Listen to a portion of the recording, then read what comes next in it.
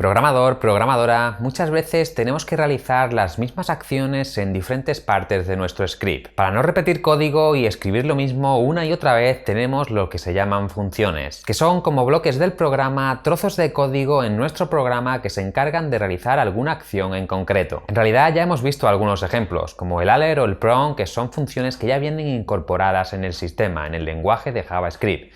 Pero nosotros también podemos crear las nuestras propias. ¿Cómo se declara una función? Para declarar una función necesitamos poner la palabra function seguida del nombre de la función, del nombre que le vamos a poner a esa función, y seguida de paréntesis y entre ellos los argumentos que vaya a tener, si es que tiene. En el ejemplo que podemos ver no tiene ningún argumento. Y entre las llaves de la función tenemos el body de la función, el código que vamos a ejecutar, el código que va a ejecutar esa función. Para ejecutar una función es tan fácil como llamarla por su nombre. Cuando llamamos a una función, esta lo que hace es ejecutar el código que hay en su interior.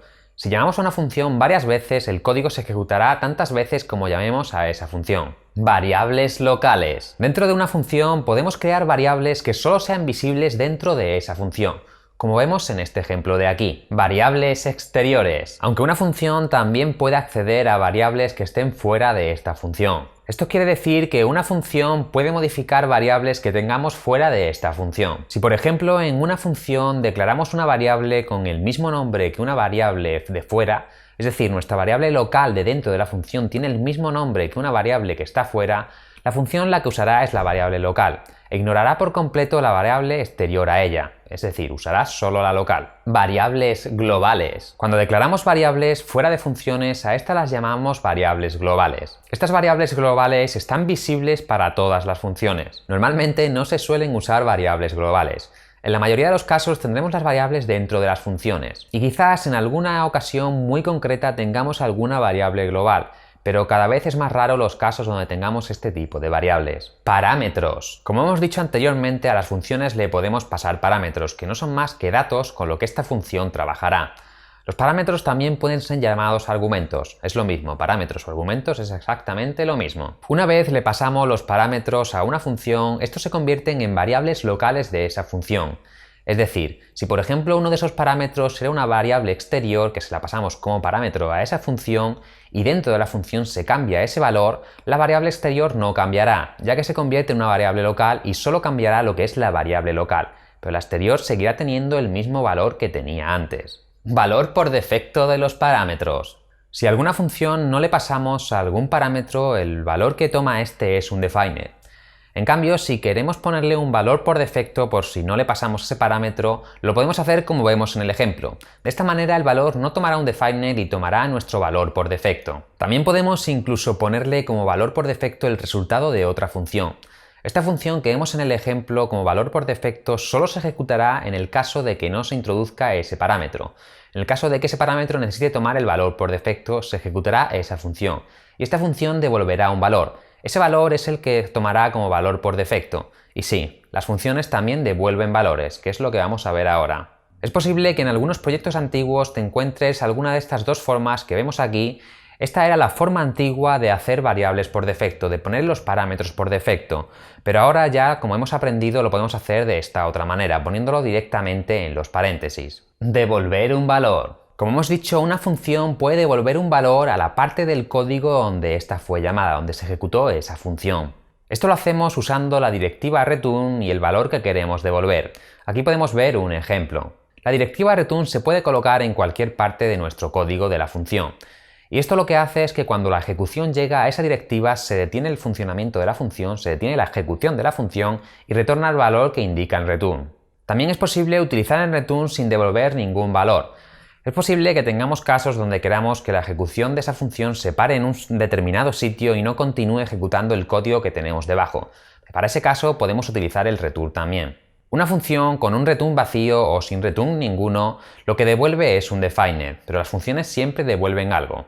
Advertencia: no añadas una línea entre el return y el valor que vas a devolver, porque JavaScript, el motor de JavaScript, asumirá de que hay un punto y coma después del return. Así que tienes que ponerlo en la misma línea. ¿Cómo nombrar las funciones? Las funciones son acciones, así que lo más normal es nombrarla con verbos. Los nombres deberían ser cortos, descriptivos y lo más preciso posibles. El propio nombre de la función debe describir bien qué hace esa función.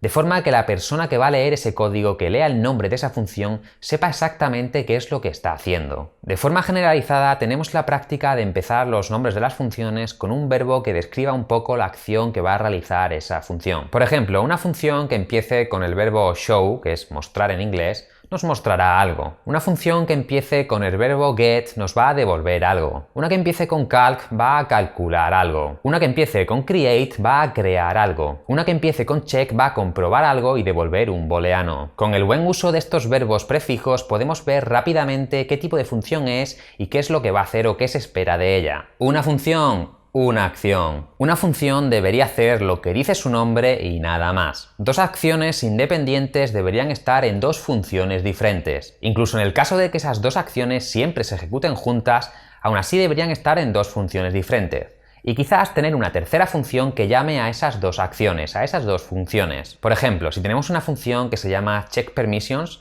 y esta función pinta por pantalla un mensaje que dice permiso concedido o permiso denegado, estaría mal, porque esta función debería de devolver un booleano true o false y la función que se encargue de pintar el mensaje por pantalla de acceso concedido o acceso denegado debería ser otra función diferente. Debería estar separado en dos funciones y no mezclarlo todo en una sola. Lo que haga un verbo prefijo debe estar establecido por tu equipo de trabajo, para que no haya confusión, para que todos los verbos prefijos hagan lo mismo en todas las funciones y que de esta manera no un mismo verbo pueda hacer dos cosas diferentes. Así que te tienes que poner de acuerdo con tu equipo a ver cómo lo vais a hacer. Excepciones. En algunos casos tenemos nombres de funciones excesivamente cortos, como por ejemplo en el caso de jQuery, que el símbolo de dólar ya es en sí una función. Pero casos así son excepciones, y es muy raro, pero que muy raro, que vayas a hacer tú algo así en tu código. El nombre de una función debería ser como si fuese un comentario. Los nombres de las funciones deberían ser cortos y descriptivos de lo que hacen. Si una función es muy larga, quizás merezca la pena separarla en funciones más pequeñitas, en varias funciones. Algunas veces esto no es nada fácil, pero créeme que merece la pena. Con funciones separadas, funciones más pequeñitas, es más fácil testear y buscar bugs. Por ejemplo, aquí tenemos una función que muestra los números primos. Como vemos, aquí tenemos un bucle que comprueba si el número es primo o no. Vamos a separar esta parte a ver cómo queda en otra función. Ahora tenemos una función en la que te dice si un número es primo o no y devuelve un booleano, true o false. Cuando vamos a la función de mostrar los números primos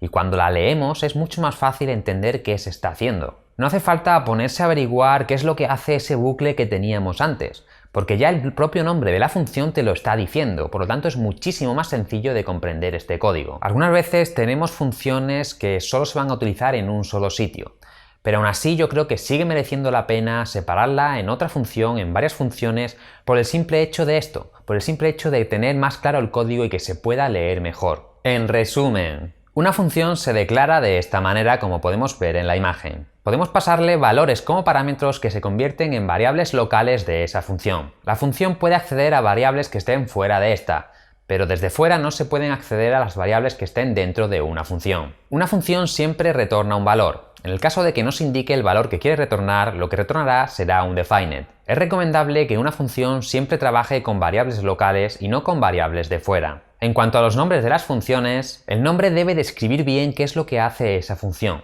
Nada más ver el nombre, el programador debería de saber qué es lo que hace exactamente esa función. Una función es una acción, así que lo más normal es que utilicemos verbos para nombrarlas. Hay muchos prefijos ya generalizados como pueden ser get, create, show, etc. Las funciones son una parte básica de los scripts, y ahora que ya sabemos cómo van, podemos empezar a crearlas y a usarlas en nuestros programas. Pero esto es solo el comienzo. Más adelante veremos más cosas sobre las funciones. Programador, programadora, nos vemos en la próxima clase.